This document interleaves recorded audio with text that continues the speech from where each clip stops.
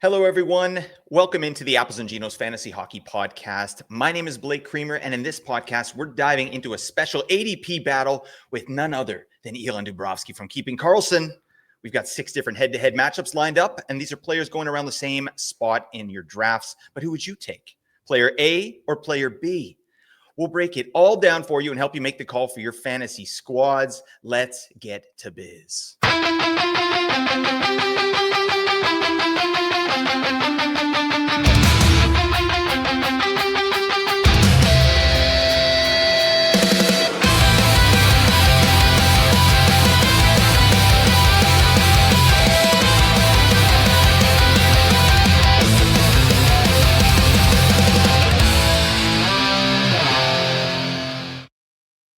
Oh, yeah. Welcome in, everybody. Thank you so much for being here. The Apples Ginos Fantasy Hockey Podcast. Elan, we got a new intro. What are your feelings on that intro? Are you vibing to that? I saw Caden Primo getting dogged by someone, which I know happened a lot last year. You like that? I like the OV at the ending. That was exciting. I was sad when it ended. Yeah, I'll tell you, my heart rate's a little bit up right now, but that's more just because I'm nervous to talk to Elan, all right? This man is a legend here in these fantasy hockey streets. He's the host of the Keeping Karlsson podcast. How has your summer been, my man? Is there an off season there for you guys over at Keeping Karlsson?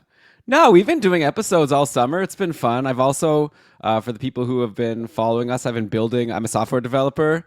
For my profession, I've been building a Keeping Karlsson draft platform for our fantasy drafts. So that kept me really busy, maybe too busy if you were to ask my spouse. But now I'm really nervous because we're going to soon be doing like 50 concurrent couple drafts. That's our listener league. And I really hope it doesn't break because it's a lot riding on it.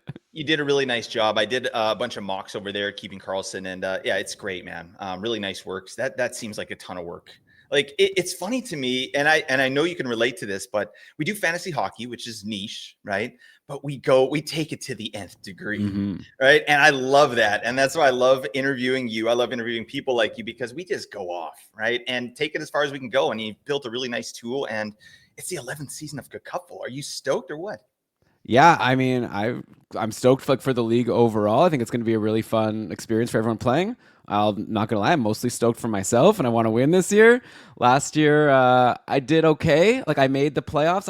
There was a point in the season, I recall, where I was like looking at my squad, like, I'm going to win this. I really feel strong. And then I remember I looked at the semifinal schedule, and it was like all my best players had like 2 games that week. And just like started freaking out. This is a disaster. So then I made like a big trade for Kaprizov, who was injured, and I thought like this is going to be my like ace in the hole to kind of like they had Minnesota had 4 games that week. Guess how many Kaprizov games I got? None. Didn't work out well. God. Yeah, that's terrible. I've taken so many bad beats in that league. It's but I did make the playoffs last year. That was my goal. It sounds funny. I mean, I take this so seriously, and I just made the playoffs. Although I was good. I think I was 2nd seed. But it's hard to make the playoffs. We do 14 team leagues, and only top 6 make the playoffs. So it's no joke. Yeah, I got bounced with again a bad beat in the first round. I had a bye, and then in the second round, I got a bad beat. So. It is what it is, Elan. It's this year's going to be huge. Oh, look at this graphic! Wow. Yeah, yeah. Get on over to the Apples and Ginos YouTube here. You want to watch this? I made some really sick graphics for our ADP battle here, my man. Elan is an NHL 94 buff. I'm an NHL 95 guy. All right, and 94 is cool because you can make the guy's head bleed and break his leg on the ice. That's kind of cool. But NHL 95 had trades. You remember this? It was the first one with trades, and I remember on the back it said Pavel Bure and Kay Whitmore for Mike Richter and Mark Messier, and it said approved. And I was like, that's insane. Like, what the heck? Messier did end up going to the Canucks, not for Pavel Bure, but it didn't go so well. I think that the Canucks would be not wanting to do that trade. No, that was absolutely depressing, man. Yeah, I was there for that, and I remember the newspaper where he had his arms up and he signed a 3-year, $18 million deal. I remember that, and we're like, "Whoa, this is insane money! Like, what the heck's going on here?" But yeah, I don't know. We don't need to get into that. No, that was terrible. Elan, we got a battle here. Let's go here. ADP battle. Okay. What we're gonna do here in honor of your presence, we're gonna do cupful scoring for these players here. So yeah, I've got some of my projections. I'll talk about those a little bit with some of these players, but yeah, we're gonna get the biz, and I'm excited about these players. Are you ready to do battle, Elan? Yeah, I actually, you gave me the list of names, and I purposely decided I don't even want to see it in advance. I just want to have some fun as we go. I feel like I've been looking at all these, like I've been looking at every single player for the past few months, anyways. Yes. My wife was, I was telling her about this while we were eating lunch, and she was like, "What if he brings up a player you don't know?" It's like, I don't think that exists. Like maybe you could bring up some prospect from like Yeah. I don't know Utah that I've never heard of, but I feel like then it'll be a pretty easy answer for this podcast. So I'm ready. I love that. And I'm ready too, my man, because I love that you brought that up, that you weren't going to look. So I didn't do as big of an analysis as I usually do, just so we can maybe have an organic conversation. I feel like then the listeners can play along. It's like we're all deciding together who we like better. Sometimes in a draft, it comes to your pick. You only have 2 minutes, maybe even 1 minute. You got to make a call. Let's do it. Oh, you're getting me jacked here, buddy. Should we play the intro music again? No, we're not doing that. All right, let's move on. We're going. Here's our first pick here. We're in round 1. We've secured pick 7. All right, so we got some choices here, some interesting choices. And, I've been using Yahoo ADPs for some of these here, so keep that in mind. But we're looking at Auston Matthews or David Pastrnak. Auston Matthews, his ADP is 9 right now on Yahoo. Pasta is 6.8. Who are you taking, Elan, and why? Oh, this one is hard because there's like concerns with like obviously the upside is incredible with both, and they've both had some great seasons. Last year Matthews wasn't even like as amazing. I feel like he's kind of alternated. Like of course 2 seasons ago he had, what was it, 69 goals. So I feel like it's like which version of Matthews, and of course the downsides with Matthews could be you're concerned about Marner leaving. Is that going to affect him? Also, he gets injured a lot. Is he even like fully healed? But then on the Pastrnak side, it's like who is he playing with? Like they just signed Morgan Geekie to like a $1 million contract. Who was like he was a nobody before last season. He played, so it's like he's got to carry him. I guess what Elias Lindholm will be his center. I think I'm gonna go. Oh, it's really tough. I think I gotta lean the winger eligibility as the tiebreaker there and go Pasta. I feel like I think Matthews. Okay, I'm gonna put it this way. I think Matthews has the highest upside. I think there's a decent chance Matthews could end up decent-ish chance he could be like top 3 in scoring by the end of the season if everything breaks right. I don't think that's gonna happen for Pastrnak, but like I think there's also a chance Matthews could end up being like 10th or get injured and like who knows how far. So maybe they'll be conservative and then also get the winger eligibility. I'll go Pastrnak, but I could be convinced, Blake. Yeah, you know what? You're never going to hate it, right? You pick one of these 2 players, you're starting out your draft really nice, right? And I do love the winger eligibility there, picking up Pasta, right? Not locking yourself in with the center only right off the bat. But I mean, for me, I think it's not even just upside. Like I do think that Matthews has the upside advantage, but I also think he has a pretty safe floor with the peripherals that he brings, and especially in couple scoring where block weighting is like pretty high. Matthews does that as good as any forward in the league, and I think that's kind of what tips it for Auston Matthews to me. And also, like this is, I think there's this narrative out there for Matthews that he's not going to be as valuable without Mitch Marner. And I just don't buy it. I feel like this is an elite player who can sort of adapt his style to whoever he plays with. I think without Marner there, Matthews is going to have to be, he's going to have to drive play even more. We got a player like Matias Maccelli, who I'm hoping maybe lines up there with Auston Matthews. He's like a low-key Marner replacement. We've been touting him sort of as that all offseason here. He's not Marner, right? He's not going to come close to anything that Marner ever does. But in terms of like facilitation and distribution, Maccelli's pretty good at that, right? He's also very good off the rush. Yeah, what do you think about Maccelli?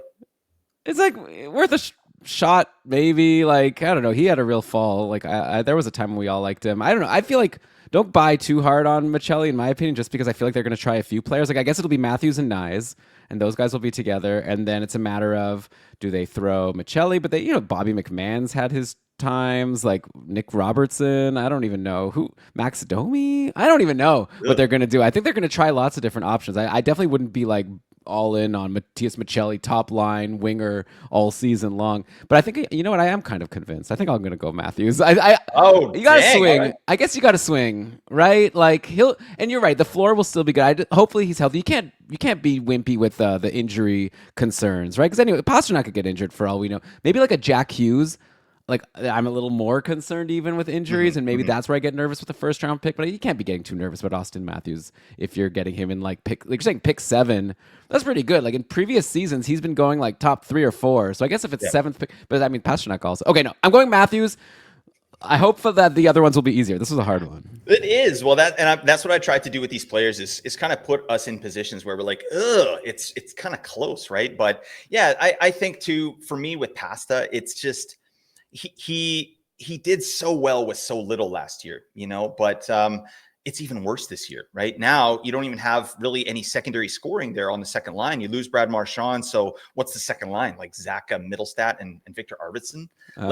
It's not as good. So I think teams are just going to key in even harder on David Pastrnak. Elias Lindholm, is he ever going to start producing points again? Like, I think for Pasta to get to like a lofty level, he has to have Lindholm doing something. And Morgan Geekie had crazy efficiency last year. Is he gonna be able to recreate that? Maybe. I don't know. I just think not, yeah. I think when's Hagen's coming? Oh, that'd be exciting. Yeah, I just want to see that shot, just ripping the biscuit out there. But yeah, I also will say that I don't think Boston's going to be as bad as everybody thinks, right? They had like some big time injuries on the back end. McAvoy, Lindholm, I think they're going to be good to go. I also think the goaltending is going to be a little bit better. But that said, Matthews at 7, no. All right, we got to get this guy on our team. We got to lock him up. I think he's going to be an elite player. I've got a projected, 55 goals, 46 assists. So that's kind of how I'm rolling there. I got Pasta up around 99 points as well, but I'm just a little bit concerned about the team environment there. All right, Elan, we're moving on. I like how that sounds. Okay. We're going to now pick 25 here. We're in the starter round 3, and we're looking at getting some winger depth. And we got some bits and pieces here. We got Artemi Panarin and new Vegas Golden Knight Mitch Marner. Panarin's ADP currently on Yahoo 26.8. Marner's ADP is 19.3. So in this scenario, Marner's slipping a little bit. Which wing are you taking here, Elan? Yeah, it's another fun one for sure. I guess with Panarin, it's just such an unknown going to a new team, and that's always just like, how's he going to fit in? Like, oh, did I say Marner? Sorry, I'm like looking things up while talking. I guess it's not. You can't podcast and research at the same time. Of course you can. You can.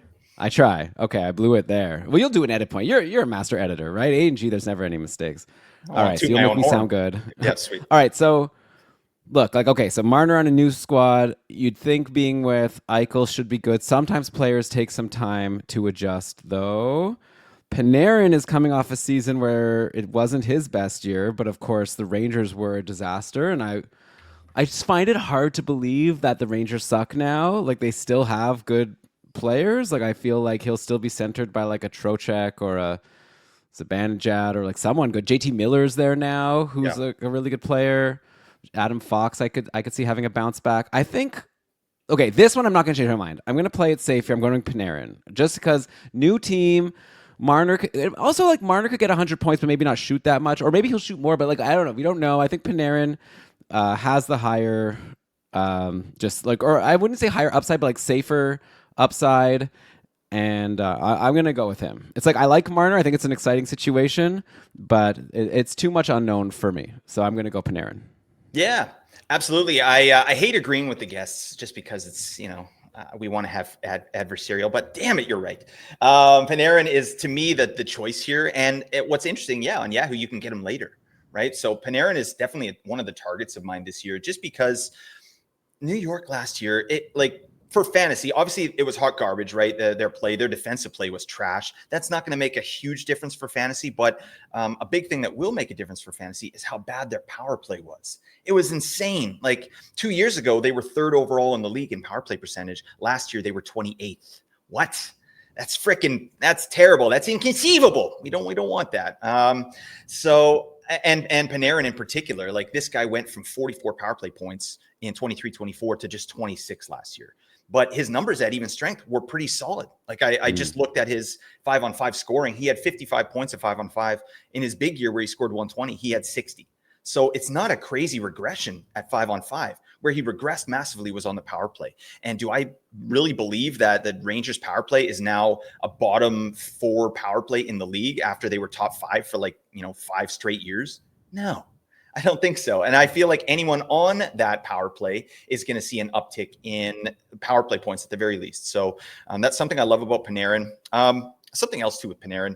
People may not view him this way, but I sort of do. I look at him the same way I look at Kucherov, right? And he's not Kucherov, but in terms of offense and how that just how offense is driven there in New York, this is a guy that has carte blanche, basically. He's a guy whose creativity with the puck is basically unmatched, right? Everything is going through him out there. His IPP is nuts. Like he consistently has an IPP in the 80% percentile. Like that's nuts.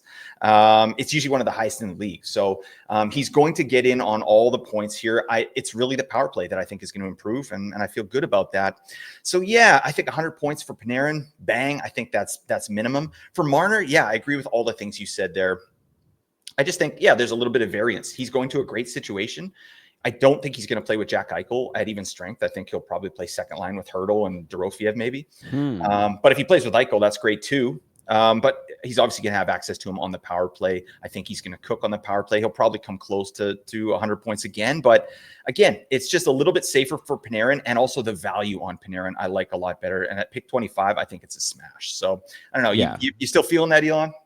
No, definitely. I mean, this power play thing really brings it over the top. Also, it's like you look last year, which was like a quote unquote down year for Panarin. He only had 89 points in 80 games. He was still pretty close in fantasy points per game to Marner in our specific scoring format. Marner only 173 shots, Panarin 237. Like those shots, those 0.5s, they add up over time. Yep. So give me the guy who not that Panarin's like known for being a huge shooter, but compared to Marner, I guess he is. I don't see why it should change next year with Marner in Vegas.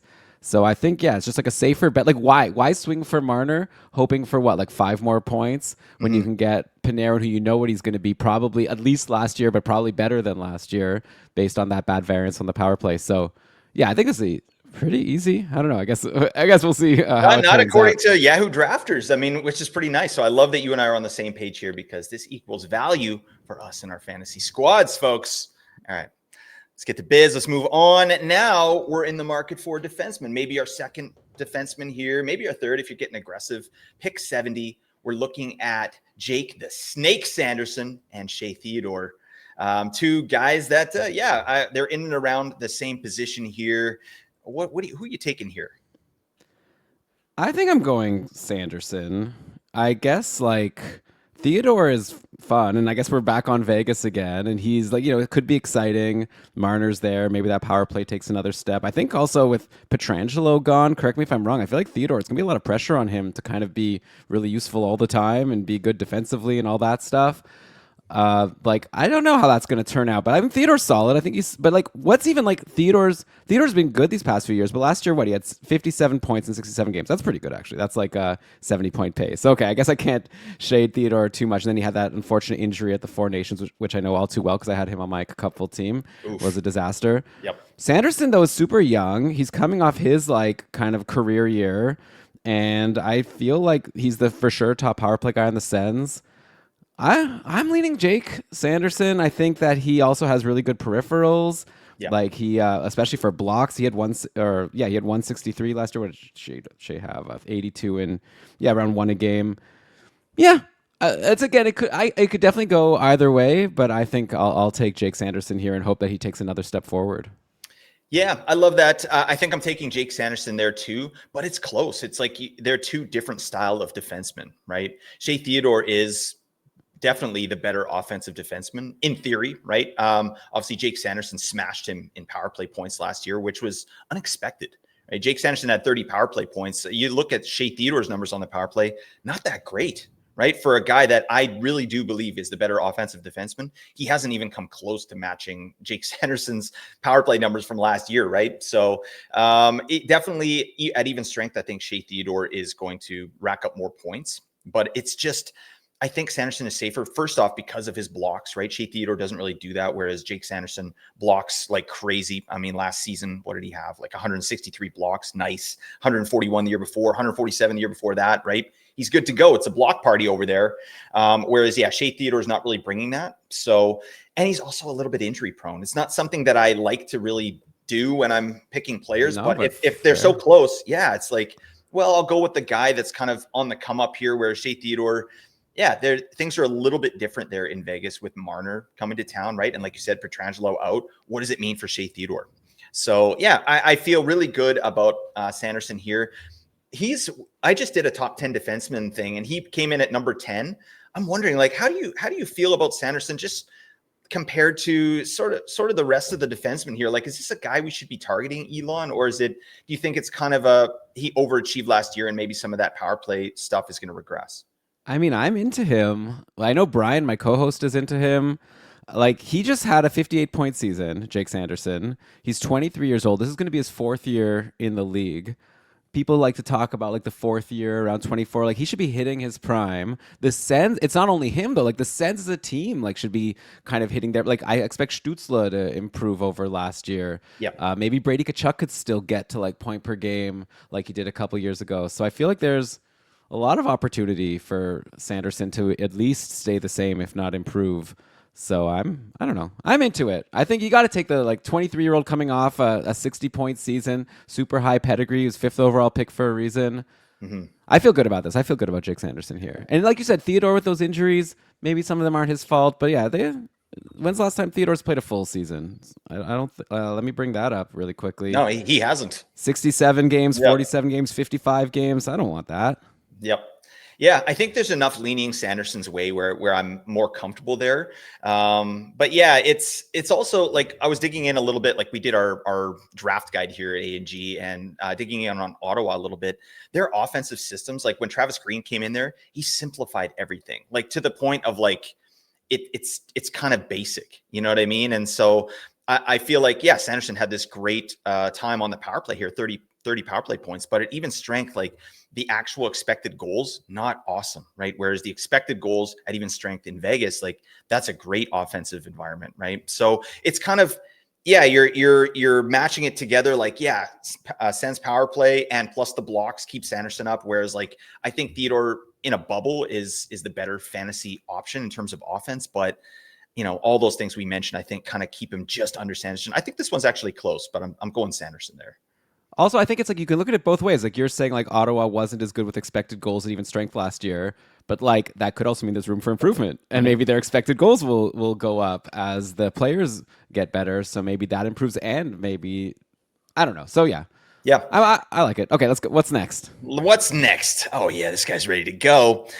Before we move on, we got to talk quickly about the Apples Ginos Fantasy Hockey Guide. Like I just mentioned, if you're interested in this document, it's still available.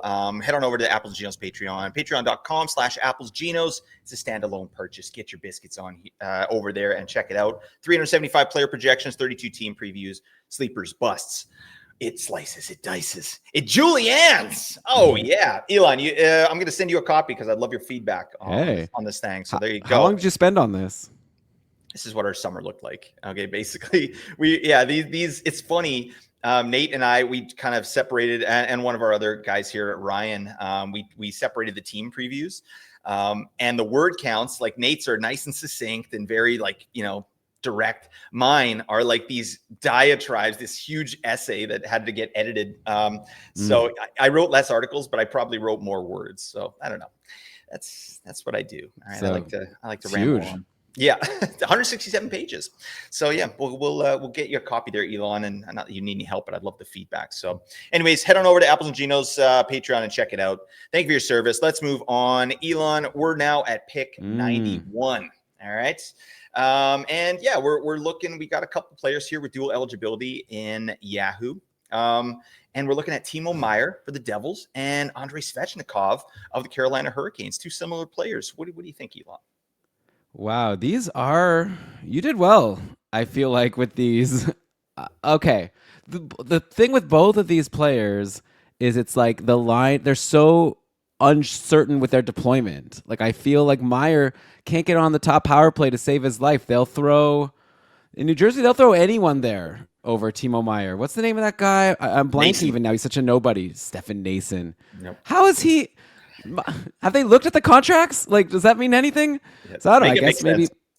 Yeah. So, and Carolina also, like Svechnikov sometimes on the third line with like Martinook and whoever. I don't know. So now what? Ehlers is in the picture. Brindamore is going to have a new toy to throw in there and play around, and who knows what he's going to do with the Lions. I think I'm going to go Meier here. I think it's just like he shoots more, which I like.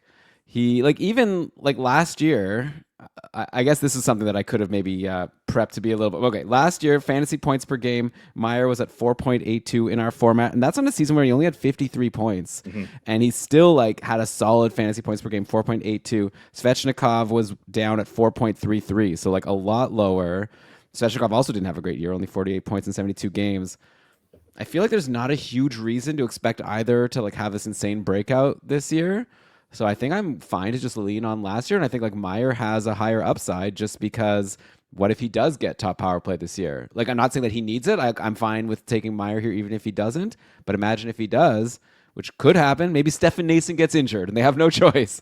They'll probably put Dawson Mercer. They'll find somebody to throw up on there. It's wild stuff. Yeah. I mean, I listened to a couple podcasts. I think it was the PDO podcast or the PDO cast where they were talking about the New Jersey power play and why Meier can't get on it. And the reasoning was simply the handedness, right, of Stefan Nason, right? We got a left-handed Meier. We got a right-handed Stefan Nason. And the team likes to attack kind of from the left side.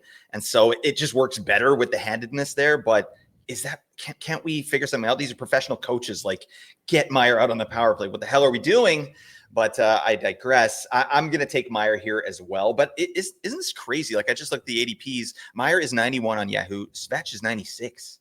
That seems like value for both players to me. I mean, I'm still into Svechnikov. I think in a bubble, I would rather have Svechnikov, like all things deployment being equal. I think Svechnikov is a better fantasy asset. I think he's more well-rounded. Right. He has the ability to, set up chances and shots for his line mates, as well as generate his own individual chances and shots. Whereas Meier's basically the hammer. Right. He's an amazing rusher, but he's the guy at the end of passes. He's not the guy really setting things up. Right. So I for fantasy, I trust a guy that does a little bit more. But that said, I think to your point, we know what Meier looks like without power play one. Right. And we're fine with it.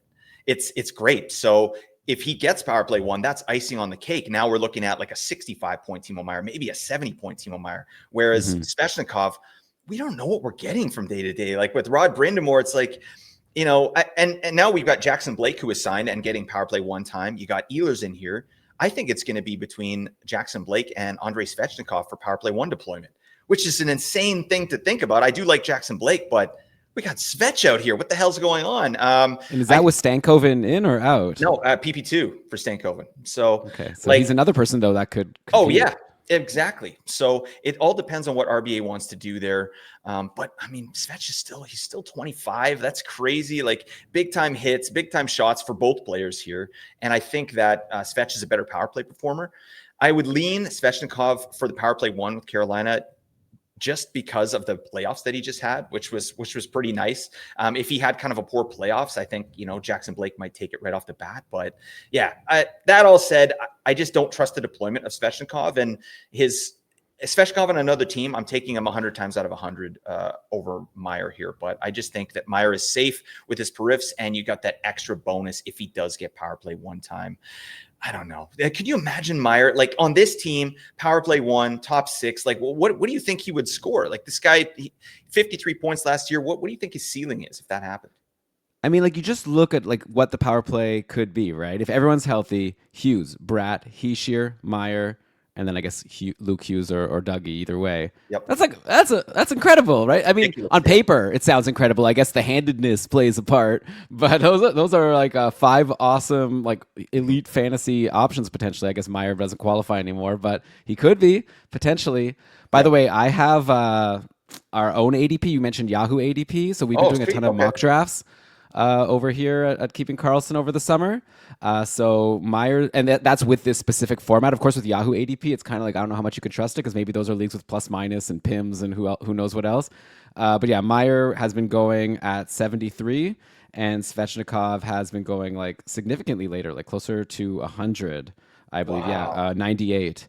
So I guess, but I mean, hey, we're in a dynasty league together, Blake. You didn't mention that, Keeping Karlsson Dynasty League, and I have Svechnikov. I drafted him maybe too high in that initial draft when he was like 24 years old, and I thought he's like primed to break out. Then last year was a huge stinker, which was kind of fine for me because I wasn't trying to compete anyways. But next year I am trying to compete, so I hope this one ends up being a lot closer than I'm projecting because I would definitely now's a perfect time for Svechnikov to break out and become like that 70+ point guy that we thought he was when he started. Yeah, I think Svech's ceiling is much higher, right? And he's younger. So that to me in Dynasty is a smash. I'm taking Svetch all day there. I'd love to have a piece of Meyer, but I think that throw me a trade offer. No one's untouchable. Okay, so I might have to do that. I mean, yeah, we're in this Dynasty league together, and I'm with Josh Hutchinson as my partner. And yeah, we had a tough year last year. It was just, I feel like we drafted to win, but I mean, Matthews was one of our top guys. And yeah, obviously him having a down season there that didn't really help. And we also, because we went all in, we didn't really stock the cupboards very well. You know what I mean? Like, and then we traded some of our picks as well. So it's just, yeah, well, Dynasty is something I'm still kind of figuring out. Like redraft is my thing. So I'm in 2 Dynasty leagues so I can get better at that part, but it's a slog, isn't it? Plus there was some interesting stuff in the Dynasty league. I'm trying to remember goalie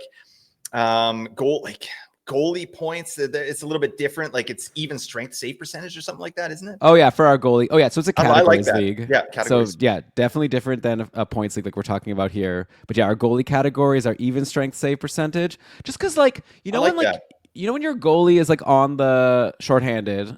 And it's like frustrating. Oh, he's probably gonna let in a goal. Yeah, so it's kind of nice that it's like you're still like taking a hit because you're gonna get fewer wins if he's letting in goals on the power play or shorthanded. Yep. But it's nice that you're not like getting dinged. I would, if Yahoo had more options, I think it would be fun to like have, you know how like for Cupful we have minus 1.5 for a goal against. I would love to make it like maybe only minus 0.5 for a shorthanded goal against, you know, like don't ding that person's. Also overtime, that's like the most annoying. It's like, especially in a format like ours, Yahoo doesn't even offer the ability to have like overtime loss, like give any points for that. So we have like 3 wins, 3 points for a win. So it's like if you're in overtime, you're going to get 3 points extra if you win, or you could potentially get like a 4.5 point flip because you're going to take the negative 1.5 of a goal against plus not get the win. And it's like these goalies are hung out to dry. It's like 2-on-1s back and forth taking turns. It's not fair. Man, I don't know why I'm on this rant. Oh yeah, I like even strength save percentage. I do like that though. You know, that's something I really admire about you and Keeping Karlsson in particular is how you guys are always trying to make something better, right? Like you're looking at the league and you're trying to find ways to just improve it, right? Year over year, and your Discord as well, the Keeping Karlsson Discord. Crazy stuff, like the Couple League, that product, and just the little tweaks you've made from year to year, really solid stuff. So shout out to you. We've got a good team. That's been building like cool bots and stuff to just make everything as seamless as we can. Yeah, it's a really, really nice product that you guys have there. So yeah, I'm happy to be in the Dynasty League with you. We're going to try and compete, although Elan just loaded up big time, so I don't really know. I'm just happy. It was a fun summer. Yeah. I picked up Vader Svechkov, so I feel good about that. Maybe one day he'll be a middle sixer. Yeah, in about 10 years, we might get 50 points out of the man, and I feel definitely good about that. But Elan, we're digressing. Let's move on. We got to go to the next pick here. It's the 0G round. All right. Okay. Have you ever heard of this strategy, Elan? 0G. I mean, you guys love talking about the 0G. It's like people like. I feel like the branding is interesting because then some people don't get it. And they're just like, what, you're going to play with no goalies? And I know it's like the whole idea is you're going to wait to draft. We used to go back in, I'm older than you. When I was young, we called it fading. You called it fading goalies in the draft. But I guess it's cooler to just say 0G, kind of like zero gravity. I like it. It's exactly like zero gravity. All right. We're out of space. I think this question, by the way, here, I'm seeing the names. I apologize. Easy. This is an easy choice. So I'll let you tee it up. I'm going to knock it down. Okay. I love this. All right. So we're in the 0G round here. These are goalies that are available much later. Not crazy later, but these are kind of definitely second or third or fourth tier goalies even. We're looking at Thatcher Demko of the Vancouver Canucks and Jeremy Swayman of the Boston Bruins. 2 guys in dire need of a bounce back season here. Who are you taking, Elan? I'm going Swayman. Demko, I know you're in Vancouver. So probably you're like, what are you talking about? I mean, yeah, maybe like at his peak, Demko is even then it's like maybe close because Swayman at his peak is also pretty awesome if we're taking them at their peaks.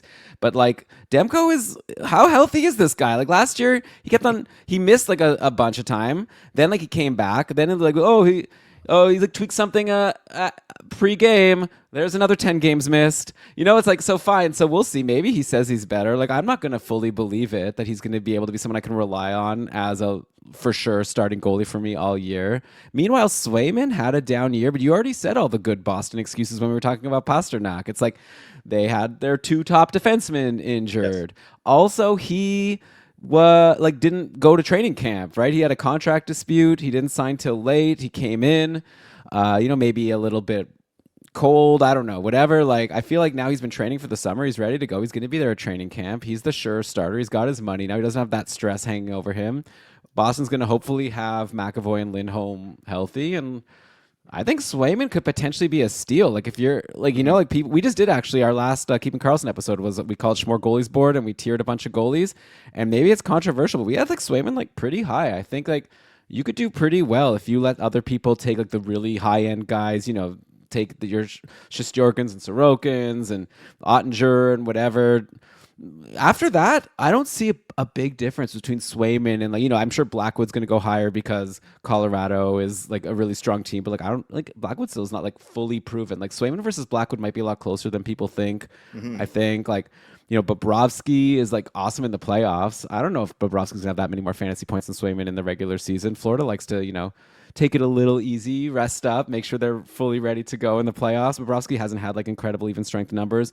Allmark, like I know I'm not just naming goalies now, but I feel like Swayman is great and Demko could be great, but he could also miss half the season. They signed Lankinen to pretty decent money, I think, because they knew they needed to lock someone in that can carry the load if Demko's hurt. So yeah, this one. I mean, if they're both healthy, then we could have a separate conversation. But it's almost like I don't even want to get into it because I need to be convinced that Demko is back to full health and ready to play a full season as a starter. Yeah, absolutely. I like all of that. That all makes a lot of sense to me. Their Yahoo ADPs are interesting. Demko's actually going higher in Yahoo. Where are they going in your Cacuffle ADPs? Because Demko in Yahoo is 112. Jeremy Swayman is 120. So that's in Yahoo. So that's value for both, in my opinion. But where are they in the Cacuffle ADP? Yeah, so definitely a lot of A&G listeners, I think, in Cupful mock drafts because the 0G is strong. So these numbers are going to be a lot further down. But Swayman's at 188 and then Demko's at 202. So they're not too far apart. But like in terms of like actually goalies in between, like after Swayman, between Swayman and Demko, there's Decord, Binnington, Logan Thompson, Vejmelka, then Demko. So I would take Demko maybe over like a Vejmelka for the upside. But I'm pretty nervous. And also Vancouver... Again, sorry, apologies. You watch yourself. Like, what is this team? Like, what are they doing? Like, I guess maybe it'll be fine, but who like, so if I guess Pettersson has been working out or something. Pettersson said he's gained like 1,000 pounds and now he's going to be like the Arnold pictures behind you. So I'll be curious to see that. But like, so what is Jake DeBrusk going to lead the team in goals again? Who's the second line center? Is it Hedl? Can Hedl stay healthy? Like, it's just a lot of question marks. I get nervous about this team. Quinn Hughes is obviously incredible.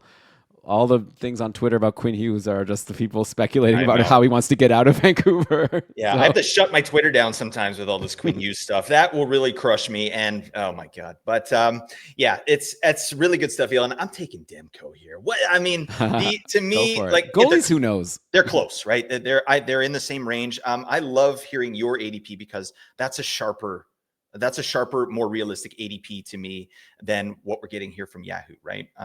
So yeah, and Demko in your ADP is going in the 200s. What crazy value for this guy. He was nominated for a Vezina trophy, okay? And I know that there's health concerns and that's all valid, right? But I do believe the narrative that he's healthy going into the season here. This is a guy, like I've spoken with Kevin Woodley a bunch of times about Demko in particular. And one of the things he says is that Demko actually had to change his practice style and play style because it was so hard on his knees, right?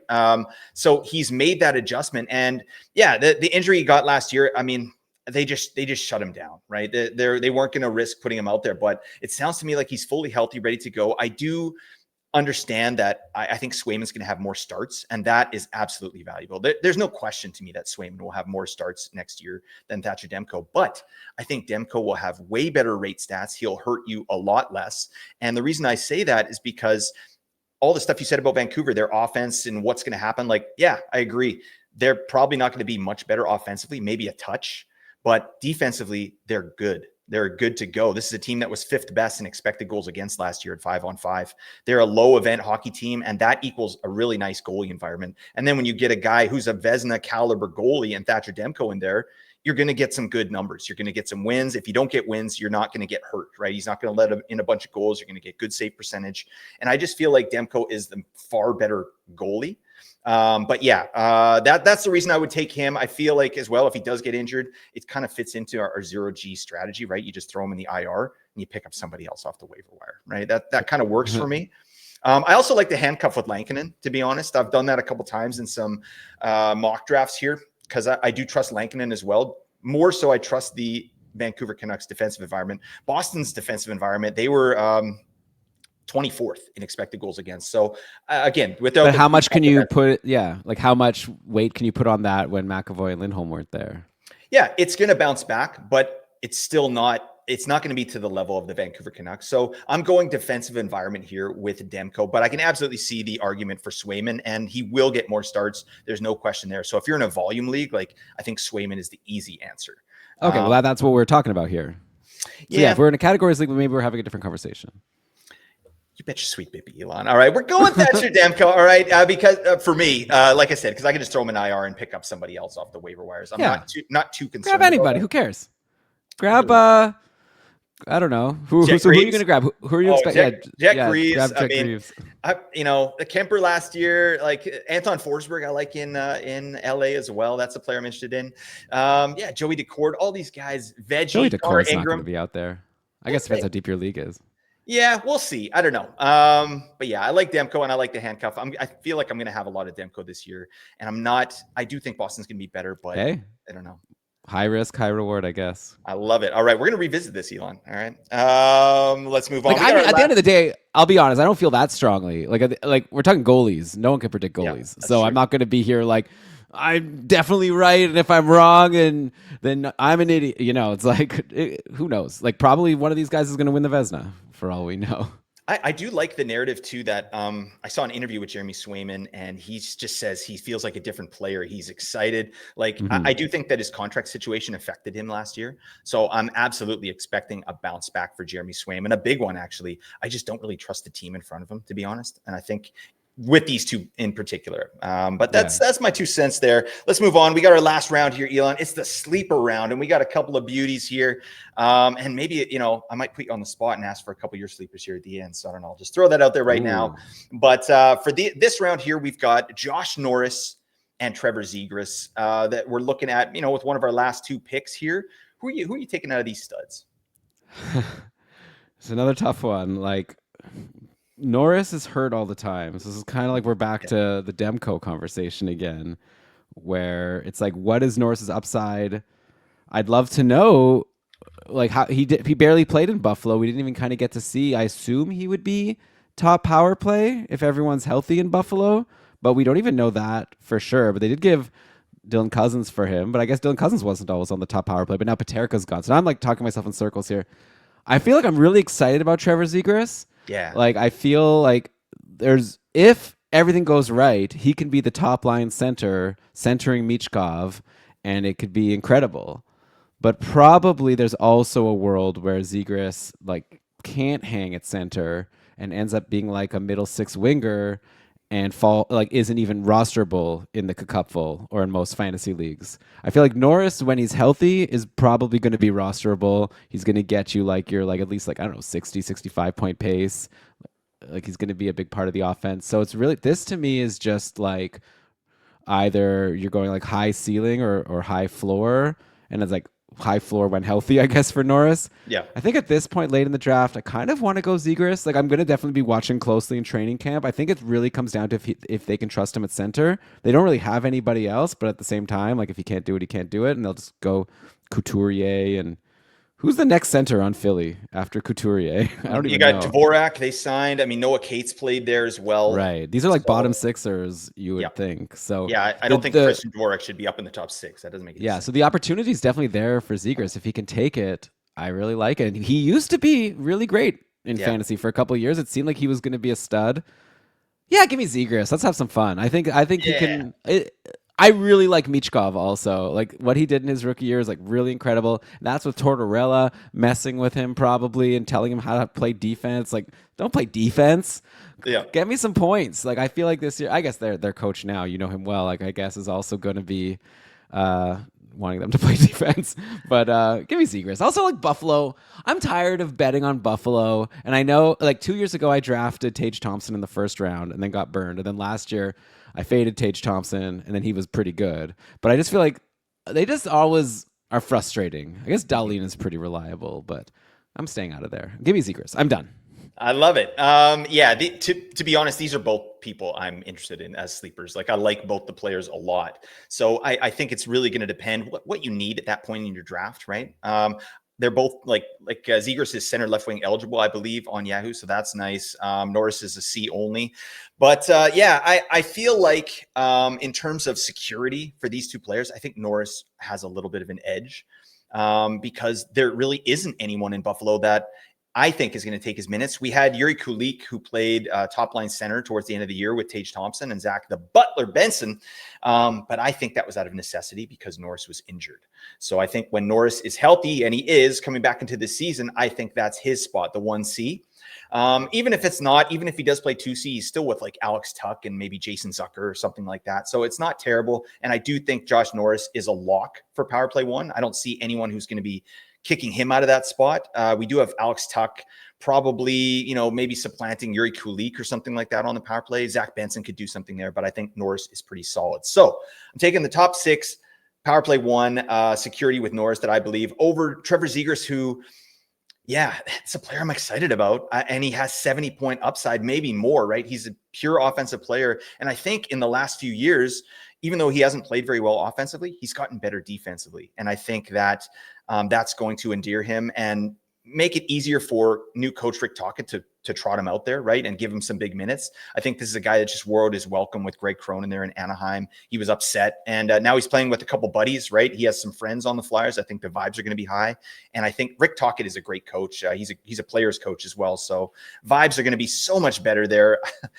So it is a tough one. I'm going to take Norris because I like the security and also the periffs. Norris will hit, like even in 56 games last year, 135 hits, bang. He's beefing out of his mind, where Trevor Zegras is an old dancing boy, right? He's not doing that. So I'm not too. I like both players, but I'm gonna lean Norris on this one. There, I don't know. Are you interested in Norris at all this year? If he falls far enough, I just don't want to rely on him because he's just unable to stay healthy. I guess, who did we talk about early on also that like hasn't had a full healthy season for a while? Theodore and Demko. Yeah, Theodore. Yeah, I guess you're just throwing these guys at me where it's just like, how much risk do you want to take? But I feel like Zegras' upside is high enough that. But yeah, no, I'm into Norris. Like again, this is going to be very deployment dependent. Like if he's on the top power play, playing with Dahlin and Tage and Tuck and those guys, then that's like pretty sweet. For sure. What are their ADPs over on your keeping Karlsson there? Yeah, we got here. Norris and Zegras, because on Yahoo they're both just not being drafted at the current moment. Okay, Norris 196 and Zegras 208. So pretty close, but yeah, Norris a little bit ahead. Dang, you could do a hell of a lot worse than both these players, and they both have power play 1 upside. Mm-hmm. I think Zegras has a higher ceiling in terms of offense, especially. Yeah, like I love Rick Tocchet had a quote where he's like, "Yeah, I'd be an idiot not to put him with Michkov. Like we have to see what that looks like, right?" For sure. So, yeah. And that's pretty damn exciting because Michkov is he's a unit out there. I'm really excited about him under Rick Tocchet. I think he's going to let the reins out, and that team's going to be a lot better. But Elan. That's it. That's the battle. Oh my God. We took some licks. I think Elan definitely destroyed me here, as usual, just like last year. But that's fine. I'm still a good person, right, Elan? No, I think you did well. Maybe you beat me on a couple of them. We'll have to wait and see. I looked up some sleepers, by the way. I'm gonna be honest. I wasn't listening too closely. I wasn't listening too closely to the Norris insight because I was trying to scramble to come up with some names for you. I'm gonna throw 3 names. Okay, 3 different tiers of sleepers. Let's hear it. This is off the dome, okay? Somewhat high end, but he's gonna fall like pretty far.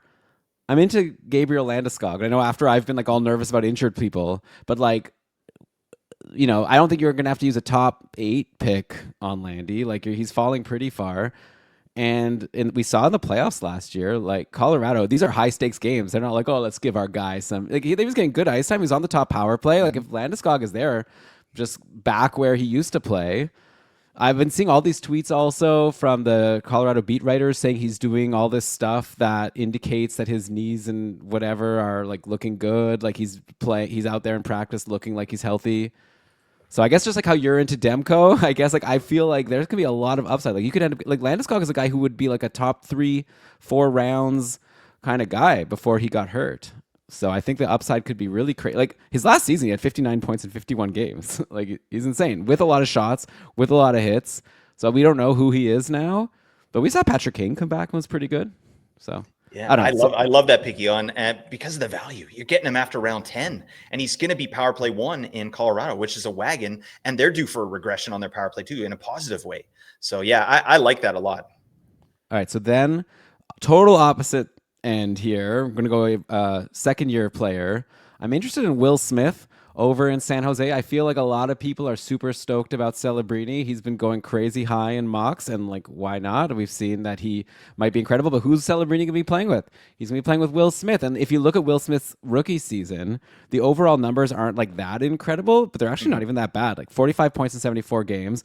But if you go and look at the splits, he wasn't playing top power play, wasn't getting such big minutes to start things off. By the end of the year, I'm counting 31 points in 37 games to end the season for Will Smith as what? Like a 19-year-old. So now he's 20. I think now he's going to be locked in all season on the top power play and probably on the line with Celebrini. I don't see why Will Smith can't be like a 65, 70 point guy if he gets this deployment. And if Celebrini is like 90, whatever people are crazy projections they have for him. So definitely don't forget about Will Smith. And I feel like, he only had 1.7 shots per game, but I feel like, rookies shots per game usually don't like repeat for the rest of their career. It usually kind of goes up. Yep. So I think there's some upside there. Okay. Then how about a defenseman to end this? Let's see. I'm going to stay on the Sharks. This is like last pick of the draft. Don't even like, I'm not saying to actually use any capital, but if you're talking like deep sleeper, I'm looking at John Klingberg kind of for the same reason as Will Smith. Like just this exposure to Celebrini. If someone's got to quarterback that top power play. Last year they went 5 forwards on the top power play for a lot of the year just because they didn't have anybody good after they traded Wallman. But like, why did they sign Klingberg if not to do this one job? So especially if you're in a categories league with power play points. But I don't know. I'd be curious to see what Klingberg could do. So he's someone I'm probably not going to let go undrafted, especially because sometimes, you don't want to take defensemen as you're drafting because there's all these exciting forwards and all of a sudden you're like deep into your draft, like, oh man, I've only like drafted 2D. What am I doing? I'm in trouble. So then I just take a bunch of swings. I like Klingberg. Actually, okay, may I? And I know now I'm talking a lot. Yeah, please. Another defenseman. No. You're trying to like late in the draft, like who can I get that has the potential to actually be like a top power play, like an actual significant guy? Like you can get your plug Ds. Sure, you can grab like Pulak or something with your last pick and get your periffs. But like I'm looking at maybe Sam Rinzel over in Chicago, who I think I've been seeing some buzz about maybe him getting top power play with Bedard and company. Mm-hmm. He had a really good year in college, and then he came in and actually did pretty well in his little stint in Chicago to end last season. So I'm looking at guys like that, like Klingberg, Rinzel, like really late D that could potentially be holds. I love this stuff. First off, we're on the same page with John Klingberg. I've talked about him already in a separate pod, kind of like a deep sleepers pod that I did. And Klingberg was someone I identified off of San Jose. It makes total sense. Like I think at worst, you're looking at probably like a 35 to 40 point defenseman. And he could get like 45 to 50 points if everything goes swimmingly, like, and that team takes a step on the power play. But yeah, why do you sign John Klingberg unless you're going to put him on the power play? I think that makes total sense. I also think he's better defensively now than he has been in the past, like as evidenced by his play in the playoffs with the Oilers, right? He played, reasonable minutes with Jake Wallman there, won his minutes out there in terms of like Corsi for percentage. I think he's changed his game a little bit. And I think it's nice that San Jose finally has, some quote unquote NHL caliber defensemen, right? They were going 5 forward power plays out of necessity last year. So I do like Klingberg a lot, especially as a last pick. Will Smith, I love everything you said about him. My only concern is I'm not sure he does get the top line. I think I've read in a couple spots that they want to try him as the 2C. So, we'll see what happens, right? If you're exactly right. If he gets line 1 with Celebrini, yeah, we're cooking because that guy's not getting drafted right now on Yahoo.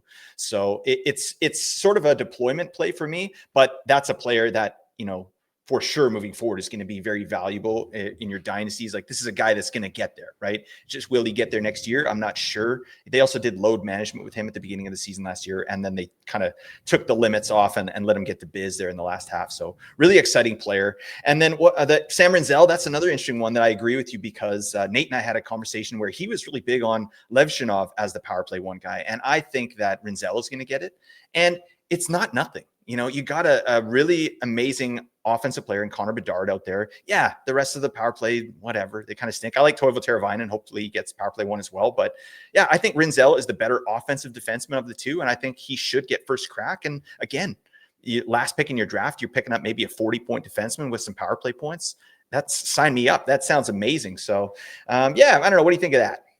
Yeah, no, and in worst case, if we're talking like a last pick, then you just drop him if it doesn't work out. I thought of one more guy that I'm high on for this year that you could tell me if this even counts as a sleeper or not, but I'm expecting like a big step forward for Quinton Byfield over in LA. Like, first of all, he's still young. Like, he feels like he's been around forever. Just turned 23. Looks like August 19th. See, he turned 23 years old. He's been in the league how many years now? Like 5 seasons. Well, one season, like forever. 6 games. Yeah, like, but I feel like he's always been kind of like being eased in. Kopitar's been around, but now everyone is saying this is likely Kopitar's last season. I could see this being the year that just Byfield is like, this is your team now. Here's Kempe. Here's like Fiala. That's your line. You know, just like your top power play. No more maybe Kuzmenko ahead of you. Like, maybe they could find a room for Kuzmenko also. I don't know what they're going to do. But I just could really see this being the year where it's like, Byfield, it's your turn to just take over this team as Kopitar sunsets. And he had 54 points last year, Byfield. I could see like a big jump. So obviously he's still going in drafts. Like, he's not a sleeper in terms of like you're going to get him late, but he's still been going. Like, the ADP in Cupful, let me see here, for Byfield has been 124. I could see him being a top 100 guy. Yeah, I think so. I think absolutely a top 100 guy, even if even if he doesn't get the full treatment there. Like, this is a great sleeper pick. I think I was just talking with Victor Nuno. Actually, I was on the Fantasy Hockey Life pod, and this is a player that he brought up as well as a player that he's really interested in as a sleeper. And I agree with it like the player. I love the player, and if everything works the way it should, he should be the 1C. There's no question, right? Anze Kopitar can barely skate anymore. Like, but he's the captain of the team. This could be his last team. I am low-key concerned that it won't be a passing of the torch until Kopitar is actually not in the league anymore. But and my other concern with Byfield is, what do they do on the power play? Like, he deserves to be on power play one. He should be on power play one. But last year, they ran a 5-forward set, right, to get him on there. Are they going to do that again? Right? We got Drew Doughty healthy. We got Brandt Clark healthy, right? Are they going to run a 5-forward set again? It's a good idea in theory, but I just feel like that kind of goes away as the season progresses. So, and I feel like Byfield might be the guy that gets moved. I think they like what Kuzmenko does there. It doesn't make any sense. You got to find a way to get Byfield on there. It's like the Timo Meier situation, but it is what it is. And I'm concerned that Byfield might get bumped down to PP2, which would cap his ceiling a little bit. But I agree with everything he said. This guy's a stud. I think that there's like 65, 70 point potential if he gets the right treatment and gets to play with the right players. He's amazing. He's electric. His highlights are off the chain. He scored one of the best goals I've ever seen in my life. Do you remember that one, Elan, where it's like he was kind of battling a guy in front of the net and someone shot from the point and he knocked it down with his stick on one hand and then put it over to his forehand and one-handed the shot into the net. It was like, who does that? You know, this guy's a stud. So I'm a huge fan of the player. I want the deployment. I'm just not sure he gets it. Well, I mean, it's going to be a fun year. I'm excited to see it. All the speculation in the summer, at some point, it's like, I like doing the podcast where we're talking about stuff that's going on. Yeah, we're getting to a point here where I'm so tired. I just want to do the draft, and I want to do podcasts about stuff that's happening. Even Absolutely. Just preseason. Just give me something. Give me a line combo to chew on. It's so exciting. I love that. Once you start seeing all the reports of the lines and the goalies and the injuries, the things start popping off. I'm about as ready as I could possibly be. I guess. On the other hand, you could then, since we've been so starved for this, then I feel like you could potentially overreact to things. You know, you'll see like Rinzel power play one and then go like, all right, I'm taking him in the, I remember last year I took Jack Quinn way too early in a couple drafts because there was like, he was on the top power play and getting like great deployment in Buffalo. And it was like, I was probably just excited to see this news, and I was like, this guy's going to pop off and be incredible. And then, like, he was bumped off the top power play, like, so quickly, and he had such a nothing season. And so that is another thing we have to remind ourselves is don't assume that every line combo you see in preseason is just going to for sure hold all season long. It might be, like, something they're going to try out and be very quickly ready to switch. So that's the tricky thing. I guess this year I'm going to try to be a little more conservative in my drafts. I think maybe you heard that in some of my answers. I don't want these injured guys. I don't want someone who's going to get bumped down the lineup and like be droppable. Yep. Though Trevor Zegras is very interesting. It is. Yeah. No, we'll be fine. We're going to overreact as we usually do. But that's why, folks, you're listening to the Keeping Karlsson Fantasy Hockey Podcast. You're listening to the Apples Ginos Fantasy Hockey Podcast. We're here to get you there. All right. We're giving you all the information so you can make some informed decisions and smash your fantasy leagues. Elan, thank you so much for being here, my man. I really appreciate your time. Why don't you tell the people where they can find you on socials and talk a little bit about what they can expect from Keeping Karlsson this season? Yeah, it's been a blast. Time really flew by. It's already 2:05. Geez, it's only been an hour. I know. I could do a few more of these. I guess I did. I kept on coming in wanting to bring up more players. But okay. So I don't know. Kind of not as into the socials as I used to be. We're probably not doing this business right, to be honest. I didn't get a business degree. What do I know? We have a Patreon, keepingkarlsson.com/patron. Don't even worry about that. You know what? Listen to the podcast. If you don't know listen. You know how to listen to podcasts. You're listening to this somehow. We don't have fancy YouTube like A&G do, so we're behind in a lot of ways. We're fancy. But listen to the podcast. If you like it, we'll tell you on the podcast about the Patreon, where you get to join our community, and we have a lot of fun, and we have a league. By the way, the Keeping Karlsson Ultimate Patron Fantasy League, the registration deadline has passed, but we still have a wait list. And if like enough people sign up, we still create a few extra divisions in our 6th tier. So you probably could still get in. Most likely could still get in if you wanted to register, and it's going to be a blast. So that would be something I'd consider. But yeah, listen to the pod. The Schmore Goalies board last week was a lot of fun. We decided we're going to try something new this Sunday we've never done before. We did an episode 2 weeks ago or 3 weeks ago tiering defensemen. Then we tiered goalies. That's usually all we do because forwards is a zillion forwards. We decided on Sunday we're doing tiering C-only players. It's players that only have C eligibility. We're going to put them into tiers for our league format because some of those decisions are kind of tough, like Larkin or Hischier. Robert Thomas. Tavares. I don't know. I think it's interesting to kind of split those guys up, or maybe to just come to the conclusion that they're all probably similar and just wait and get the last one. So I think that's the value of tiering is you kind of just to get a sense of am I reaching for someone or am I just fine to get whoever's left over of this group? So that'll be a fun show. So yeah, check it out. It'll be out Monday morning, I guess. Anyways, I'm blabbing too much. Take it away. Get us out of here, Blake. Never too much, Elan. I appreciate you. Cacuffle is about as an elite fantasy hockey experience as you can possibly have. So I'm a big fan of what you guys do over there. The Discord's insane. You got to get in there as well. If you like fantasy hockey, this is some pure stuff, and you guys are crushing it as usual. So I'm looking forward to all your content this year. Hopefully, we'll have you on. I got to get you on in season, man. Let's try and do that this year. We didn't do it last year. Check our DMs, Blake. Every single time you message me, you're like, "Wait, want to come on the show?" I'm like, "Yeah, tell me when." It's easy. I'm here. I'm just sitting here all day long. I'm working. I'm supposed to be at work right now. I blocked off an hour on my work calendar, and I said I'm away. So I don't know. I'm gonna go back as soon as we're done recording this. I'll see what I've missed, but I could just shut that down and come here anytime you want. Dude, you're an absolute legend. People, you need to get on over to the Apples Ginos YouTube. You got to see with a beautiful head of hair, the granite jawline that Elan has, and a beautiful pink colored shirt. This is what I missed. I forgot about that. The compliments from last year. Hey, it's all from the heart, my man. Okay. No, buddy. It was bad. It was bad last year. You gave me all those compliments, and I was like, oh, I guess I can take it easy. I had some pizza. I had some cookies. Then I had to start working out and stuff to make up for it because you gave me too much confidence.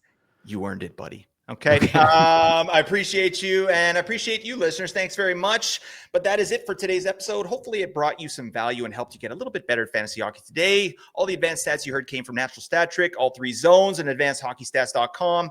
Many thanks to my brother, Matt Creamer, for supplying the music. Until next time, celebrate your day. Bye for now.